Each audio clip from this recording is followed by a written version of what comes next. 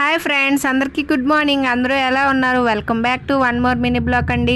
దసరా అయితే వస్తుంది కదా, నేనైతే హౌస్ క్లీన్ అయితే చేస్తున్నానండి.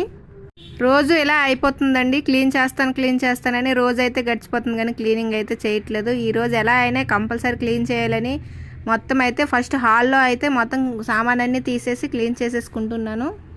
ఇంట్లో సామాను పెట్టుకునేటప్పుడు చాలా బాగుంటుంది, కానీ ఇలాంటి పండగ సీజన్లో క్లీన్ చేసేటప్పుడు మాత్రం చాలా కష్టంగా ఉంటుంది. ఎందుకంటే ఎక్కువ సామాను ఉంటే ఎక్కువ టైం అయితే స్పెండ్ చేయాలి ఈ క్లీనింగ్కి. ఈ దసరా పండుగ అనేది ఎందుకు జరుపుకుంటామంటే, రామాయణంలో రావణాసుడు సీతాదేవిని తీసుకువెళ్ళినప్పుడు రాముడు రావణాసుడితో యుద్ధం చేసి రావణాసుడిని చంపిన రోజున మనం దసరా అయితే చేసుకుంటామండి. దీన్నే విజయదశమి కూడా అంటారు.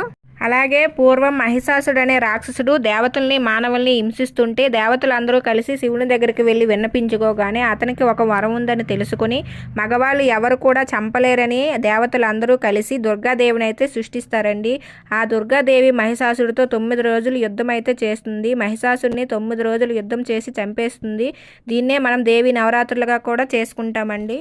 అలాగే మీకు ఈ వీడియో నచ్చినట్టయితే like and subscribe. Thank you for watching.